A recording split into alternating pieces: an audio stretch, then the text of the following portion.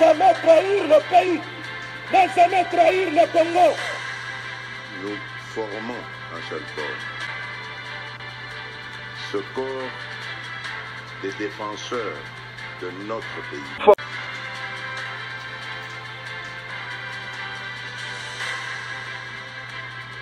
Bonsoir, bonsoir, bonjour, c'est Congo News 24. Bande Konanga, comme toujours avant de commencer notre émission, nous disons merci à Dieu.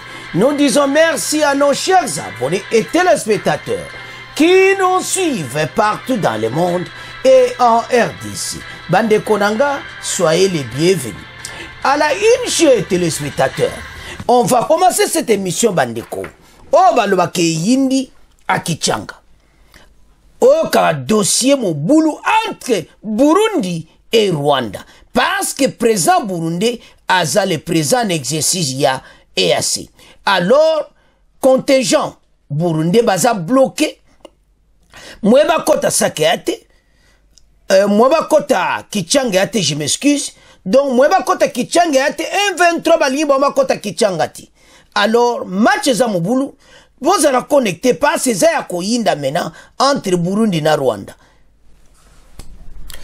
Deuxième point chez téléspectateurs, des violents combats bandeko. Alors, Sukhoi déployé, alors, Bangotu, donc Rwanda, Bakosila, Sukhoi, bombardement, Oyoka Kabazana place à Kolobati, Ezaya Koinda, et si indi. Chers téléspectateurs, émission MC Bandi et commettant sur l'ensemble la situation politique en RDC. Toko kende directement bande kona Kichanga. Et pas wapi. Convoi Burundi eza bloqué mweba kota Kichanga zati. EAC obalwake yindi et puis le président Burundi, le président d'exercice ya EAC maintenant a fait la décision à Kosakanati. Donc match eza ya koinda. Donc Kagame nandibite bangona Burundi bayo kalis parce que match eza ya Kosakanati. De l'autre côté, Fardis a bombardé, mais toujours à la deuxième point. Sukhoi et Silisi Rwandais, mais toujours à la deuxième point. Alors, Banamboka convoi ya Burundi bakene ko siravitaye na biloko bakamwebele. Bamusu bazana Kichanga, convoi Zolanda, bango ba bloqué yango. Mais pour ce moment que boza tina tibo sani. Bango bazana kata Kichanga. Bazo mono makamtu bozo sala. Bazo téléphoner boy bino bo bloqué wana. Donc bozo sala le côté. Le président Rwanda zo tourner en rond avec 1-23 na ibako sila. Ndeto so sabino soki ba yo kite kombala o passe gouvernement ça déterminé maintenant offensive peuple a lobby bon moi qui message à lobby soko tangue mission à lobby te ke kotala peuple a lobby et to boy cesser le feu mais toujours à la deuxième point. Alors maintenant président Rwandais naba M23 na yi ba lobby ke convoi ya Burundi kotati alors que baza force à EAC bango batu bazo batela Kichanga. Il faut bakota baye ba population azandengeni. Et là on va savoir pour ba taxe na kati ya Kichanga comme il dit baosa na Kiwanza na et pas armée à Uganda. Alors Burundi azo permettre mo ba taxe te. Ya bazana kanda ba peki ba boy mena convoi Burundi ekota. Bon musuba na kati déjà baza contre bango ke ba konzo ba taxe te. Baza legal te. Ah Burundi. Nzamba sunga président Burundi na kati ya coopération militaire Burundi RDC. Masolo kitoko. Alors, maintenant, M23, armée rwandaise batomboki. Yazu bango bazo perception zo ba taxe. Bango bazo zala contre biso. Yango convoi wana ekokotati. E bande ko balinga te bazo salaka ere pona nga bazo l'exhaler parce que tout ce qu'ils font armée à Burundi bazana siège na bango na kati ya Kichanga kene ko benga na boma na Kichanga siba bimati mon pla bosuki et le même MONUSCO zana siège na kati ya Kichanga donc nde baza wana baza ya kosambwa et c'est depuis MONUSCO a une décision pe ya koatake bango sikoyo kala te bakobloke mpe ya MONUSCO ekota te ya MONUSCO ekeno bloke tokotala. Alors bandeko match eza mobulu baza sous pression wazalendo et en même temps bazobunda na FARDC do baza tourmenté na likolo sukoi bozara problème totanga dossier Burundi na Rwanda eza ya koyinda baluba ko pesi mbwambwa bodo eza ya koyinda totanga. Chers téléspectateurs, et yindi entre Burundi et Rwanda. Donc RDF 123 baboy convoi wana ikota ba bloqué yango donc nazo yebati le convoi du contingent Burundi de la force régionale de la communauté Est African Community qui acheminait les ravitaillements en vivres à Kichanga et Mweso s'est vu refuser le passage par les 123 qui a bloqué la voie de communication menant à ces deux localités. Dénonce jeudi l'armée burundaise dans un communiqué. Les faits se sont produits le 21 octobre. Ce n'est pas un événement isolé, d'autant plus que le 30 du même mois, les mêmes faits s'est reproduit quand un convoi de même contingent qui se dirigeait vers les mêmes positions a été bloqué en cours de route par les mêmes éléments du M23. Basala ki ango peli bosso. Mais bakotika na bango kaka. Donc nde bazawa na kota la bozo sala musala mpunda. Boza fini. Toza toko sukola bino ndenge bozawa na. Alors, la force de Burundi, FFDNB, fait savoir que cette situation ne peut pas perdurer.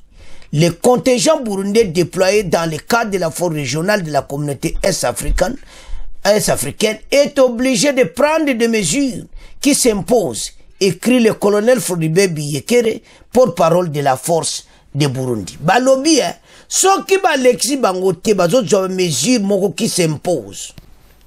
Parce que moni bango basakanaka c'est parce que Uganda a supporté bango.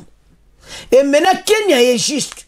Parce que Kenya mutu bazala mal vu, parce que Kenya mutu bazo diriger. Mais tokolo bango après. Totangaka. Le commandement de la force régionale de la communauté est-africaine a été aussi pour résoudre cette question, mais n'a pas pu ramener à la raison le M23. A une fois de plus déploré l'armée burundaise qui précise sa mission, assurer la sécurité de la population et ses biens.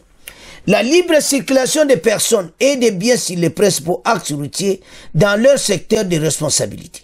Barmé Burundi, bango tuba occupé mzela wana. Donc 1-23 ans droit ko bloqué angouti. On peut pas basuki. Ti bako kende kaka. Par ailleurs, la RDC et le Burundi ont signé depuis fin août un protocole de défense. A été officiellement signé entre la République démocratique du Congo et le Burundi. Mon Fatina Zamael. Na Burundi basi batia manzaka. Kagame azana colère ya président Burundi. Bazo sepelati. Alors, concernant les 1-23, le président Evariste Ndayishimiye disait à l'occasion que malgré une apparence de cessation des hostilités, les tensions persistent. Il avait pointé du doigt la perception des taxes par les 1-23, signe que la situation demeure instable. Les 1-23 bazot ba taxe bazana droiti. Même s'il y a un semblant de cessation des hostilités, ce n'est pas réel. Les 1-23 continuent à percevoir les taxes. Tout cela montre qu'il y a encore des tensions. Notre mission est de faire taire les armes. Nous devons nous y mettre. Si la région n'est pas très active, avait déclaré le président Burundi. Le président Burundi a eu une décision directe. Qu'il faut avoir acte de situation. Bango faut pas les cas contingent les cas. Bakende bango faut pas tika ko Congo la taxe. Alors Kagame en colère. Les 1-23 ba kotimaï. Ndebozo mona bango. Ba comme une situation difficile. Alors, banamboka, botala makama ondengezali. Tala, batu oyo, mayele sili bangonde bazawana. Bazo luka eloko nini bakoko sala.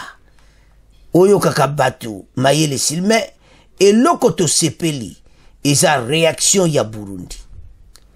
Réaction moko direct balobi ke déjà ezolakisa ke situation eza bien te. Bango bazo continue ko percevoir ba taxe. Ozomona. Donc il faut batika yango. Bandeko bato bazana problème. Kagame et ses hommes bakomi na suka. Parce que pour le moment situation EAC soit résoudre yango. Total la siko. Au monde que EAC a comme un problème. Parce qu'il faut résoudre yango le plus tôt possible. Parce que contingent il faut quota. Ba musu bazadia na kata kichanga yoko bloqué bangote ba ravite batron bazana mweso. Tala masolo ndengeza. Alors bango ba bloqué yango na nzila. Baye ba eti ba komona makamu na bango. Eloko tikale ba bombarder bango bi ba kufa bango to développer masolo. Bana mboka situation pena entre Burundi na Rwanda et Indi na Est RDC parce que président Burundi a eu parole à lobby ndenge bon percevoir ba taxe zo laksa quelque chose à ma bé bazana droiti et puis arma Burundi azo pekisa bango basala yango ya bazana kanda arma Burundi et puis bazola ke arma Burundi ezo côté là biso Burundi bazana contrat na biso contrat militaire yango bakamsule moso de mon mabe ezaka nango bien mukonza mboka a raison asia ki contrat na Burundi ya coopération militaire to chaki makilele e futi Burundi benana ngambu na biso olinga te donc passage à Kichanga kalati tozo benga na bango na Kichanga ils vont quitter parce que président Burundi pas aux décision arma Burundi bazo telema contre bango so ba lexi nzela te ekokoma bitumba donc bazo obligé ba lexa bango ba utko sera vitaye pona mweso na Kichanga ba soda na bomba zawana il faut même la bombe biloko il faut ba sala tout ba ravitaillement alors mabe wapi mena EAC azojo ba décision kalati contre armée rwandaise na oyo bazo sala ba on ba droit ko percevoir ba taxe même na Uganda na Bunagana baza ko joba eziba koko sala yango ti alors bana mboka tala makamu ndenge ezali Kagame asuki tala bandeko boyi bato yo bakomi na suka bazoye beloko ko sala ti bazoluka ndenge nini bake na makambo parce so na tali tozonga na muki a bana mboka parce que tonto laksa bino vraiment ndenge nini makambango ezali parce que bazana problème sérieux soko zo tala wana okomona clairement ete bango ba bloqué parce que balobi ke bango zo ravitailler mweso na Kichanga donc M23 ba boula mo pété ba monique armée burundaise ba kozo ba armée biloko belera mais bango fuwa zakana ba armée ba memika ba biloko kolia tezana ba armée na kati yango ba décision ekui donc ndenge Kagame zawana mayele sili alors avançons ana mboka situation eza ndenge wana Burundi accompagné contre armée rwandaise Kagame na président Burundi bazoyo kanati président Burundi alobela kibiso tanga yake yao alobi tala armée musute ko teza mboka meza bino moko alobela kibiso président Burundi ko akomine kuna kuta kibiso de pasa monike Rwanda elo ngana ko zepa nayo mais wana RDC masolo kitoko ngara fachi toko sabako donc yona Burundi Rwanda za le lokoti azo lenge la côté na biso c'est un accord militaire wana l'air moto monaki mais nzoka ndetala siko futi arma Burundi ba yebisi ba M23 ki bolle ki sa convoi wana ou bien to ko attaquer bin eko salama baza obligé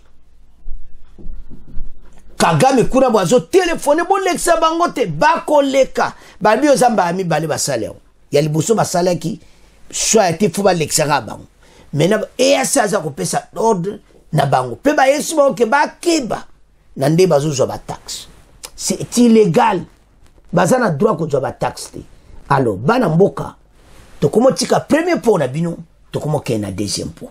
Chers téléspectateurs, des violents combats entre FARDC et armée rwandaise M23.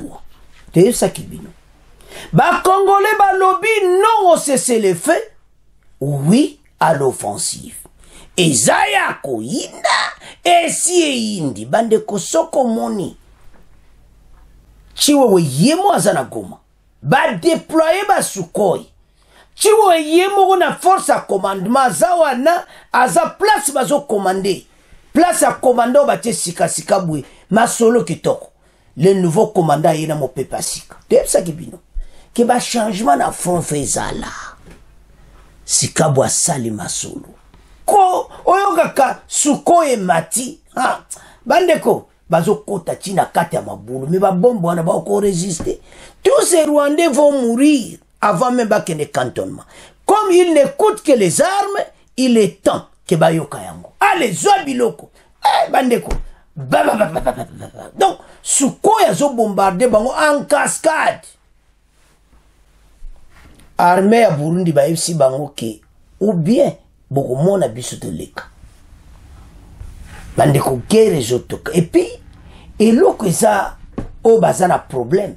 Entre tel wazalendo baza ko attaquer. Donc, ba komi lokola bazoba. Plusieurs fronts ba wazalendo baza partout bazaka koya. Bazaka koya. Entre tel Sukhoi azo bombarder bango. Et c'est na bango. Ils vont tous mourir. Malamu ba yoka. Non, ces jeunes wazalendo. Bandeko. Bazako tia bango panzi likolo. C'est-à-dire, bango koto bazo tala ba bombe na FARDC nde bitumbe zozala. De l'autre côté, ils ne peuvent pas contenir ça. Armée rwandaise et de Baokokate. Nombre d'habitudes a tellement ébélé. Sangsa ba wazalendo ba komi na un problème sérieux. Kagame maintenant a un problème à déployer contingent na ekuna. Kuna na simana Uganda azape ko sala ba jenae. Toyebi na biso. Mais ba komo banga Uganda. Toyebi sabino ponani. Parce que ba drone eza ko capter likolo nyonso. Soki Uganda koti ba soda na kati ya M23 bazoko bakomona bango. Ba soda na bango ba vandi wana ba tikali wana parce que ba drone ezo capter nyonso. Uganda comme na un problème sérieux mais malgré tout ça bakozalaka ape bazo dessous. Yate sabana mboka il est temps. Totalement.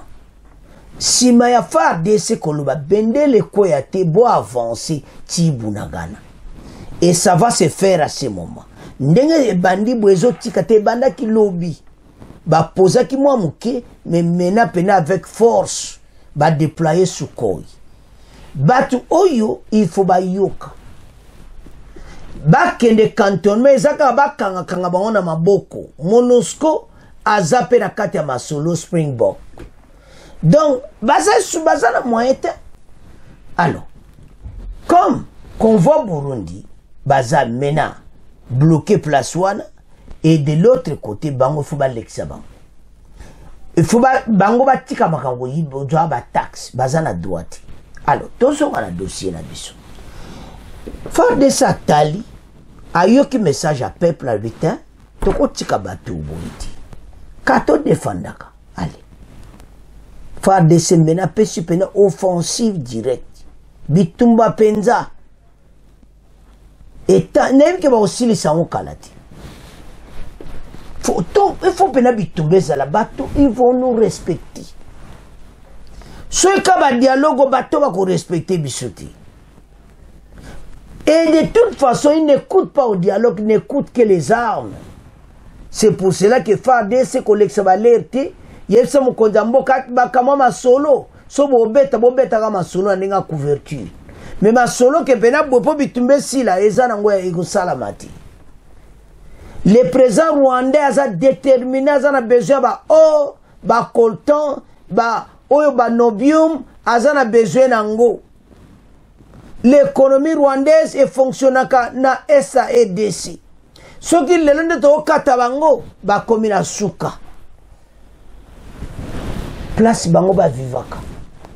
Eza le kolo yo botoli mutu na vrai kwanga nazo dame o botoli yango. A se pela note. Le président rwandais comme malheureux. Kalaté le plus malheureux président au monde. Kalaté. Parce que ce qui va se passer, la RDC est déterminée à construire un mur entre le Rwanda et la RDC. Et cela a été déclaré par lui-même le chef de l'État. Nde bazamba komona. Fatia kanisa kila yaki sikamona ki voisin malamu. Soit de mauvais. Nasima mukong. Ah! Non. Eza makambo mukonza mboka tika ubosa na honte. To sololi bien. Bandeko Rwanda soko azalaki président rwandais so azaki sage. Oyebi keza ba président mosu penza na ebiti. S'il était sage, alingaki vraiment ko s'arranger bien na ba konzi na biso.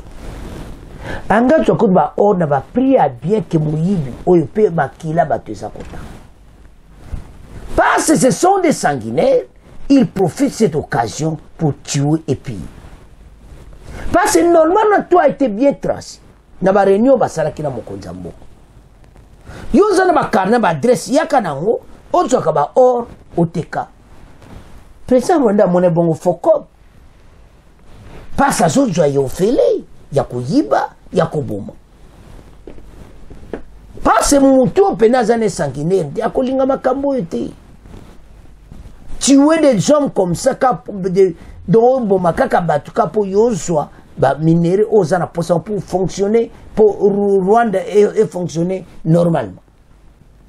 Alors, chez les téléspectateurs, à Komina Souka, faire de ce temps, Bandika Bitumba, allez, va déployer Sukhoi.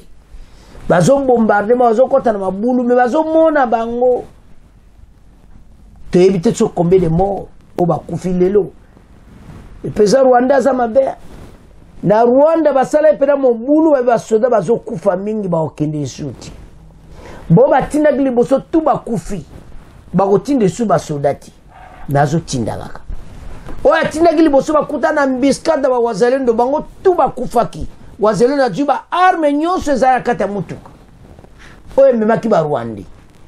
Ya ravitaillement. Ozomona. Et maintenant a zongiri sur ravitaillement monsieur yelo ko azaki na ba arme américain bazako sur pareil coopération militaire na États-Unis azaki muta force lelo pakati coopération militaire na ba Amérique a comme mon souffre et koyela ti oyo kaka situation comme nango aluka ndeni arranger situation na éviter so ko bonsa comment c'est trop tard assez abomi mingi na RDC. Alors, des violents combats total. Oh là là! Batoyo, Fobayoka! Des violents combats entre FARDC et RDF et 23 de Kagame à Kiliru, Kichanga. D'intenses combats opposent les forces armées de la République démocratique du Congo et les rebelles du M23 ce jeudi 9 novembre dans la région de Kiliru.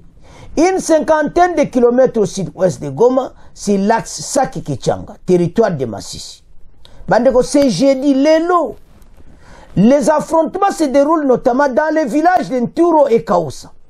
C'est depuis hier que les rebelles du M23 se sont installés dans ces entités et une source de la région, les rebelles visent la colline stratégique dénommée Kichwa, à partir de laquelle ils lanceraient des assauts sur les différentes entités ajoutées la même source. Ce matin, l'armée a engagé des avions de combat. Ezaya Koyinda, Esie Yindi, Armena Biso, atindi ba avion de combat bandeko. Macheza Mobulu, Basukoi na likolo, Oyo Kabilo ka moto na senza menangai. Bato esili na bango. Bazawa na mayele sili bango. Bandeko, Kagame na batu na ye, do babomi bango na ndenge kosakanati. Violent combat l'armée le M23 si l'axe Saki-Kichanga, des localités bombardées. Pas ce peuple azate kuna kaka bango. Bazo vivre. Les rebelles visent la colline stratégique dénommée Kichwa, à partir de laquelle ils lanceraient des assauts si les différentes entités ajoutent les mêmes choses. Ce matin, l'armée a engagé des avions de combat à l'appui aux troupes au sol dans la région de Kilirui. C'est l'un des principaux fronts engagés depuis la violation du cessez-le-feu observé par les belligérants depuis mars dernier sur recommandation des chefs d'État de la sous-région. Le trafic est coupé une semaine sur l'axe Sake-Kichanga. Une semaine en Goyo, Bitumba, trafic est coupé. La circulation est maintenue seulement sur l'axe Sake-Massissi. Centre, indique notre source. Plusieurs villages se vident de leurs habitants. De nombreux déplacés affluent depuis mercredi soir dans la cité de Sake, située à 27 km de Goma. Ces nouveaux déplacés viennent s'ajouter des milliers d'autres habitants des différents villages qui vivent à Sake depuis les affrontements entre l'armée et le 23 février dernier. Si on a il faut pas bombarder Binokaka. Masolo Kitoko. Sukhoi déployé. Bateau nyon se na bango. Kichanga kalate koza libéré. Ndebo omona fa descending bayaki na Kichanga dernièrement. Bazmbala oyo bakoya kovanda pona libela Kichanga parce que ba décision zoami. Le kola bango ba freiner armée Burundi babo ba kotate armée Burundi pe ba ko attaquer bango. Alors, Kagame a peur de guerre. Donc, Azana Mayele c'est silié. Ba stratégie na c'est sili et puis azo komana suka. Tozo kende directement parce que l'élection est à Kalati. Bana mboka basiba lubaki que non au cessez-le-feu. Oui à l'offensive. Yango. Tala ndenge biloka moto eza kokita. Bazo kota na kata mabulu bazo beta bango bazo kota bazo kima. Bango bakata bango bazo do bomba la mo landi bango do bazo mona mwenjela ko lekeati. Ah Sukhoi masolo kitoko. Alors bana mboka avançons.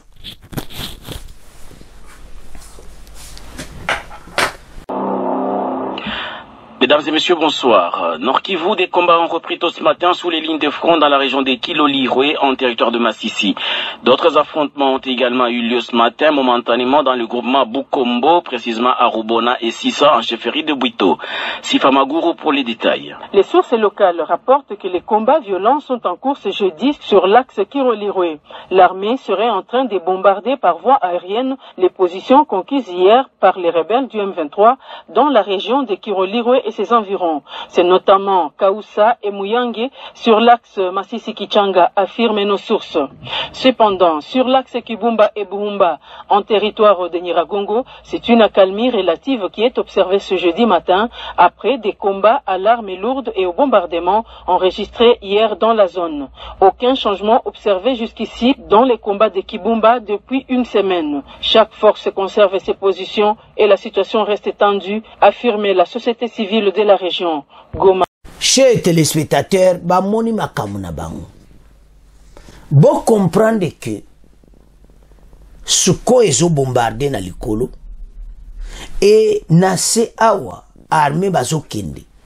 Wazalendo pe azako avancer. Sous l'œil vigilant, il y a armée burundaise. Bazo tala. Bazo monande M23 azako perdre. Bako vivre yango parce que basi ba elakti place bon baza ba bloquer nzela so bazali awa Sukhoi koya ko longola bango nde bazawana bako sila. Alors chers téléspectateurs, match eza ya kosakanati ndenge toloba awa armée na biso baza ko bombarder bango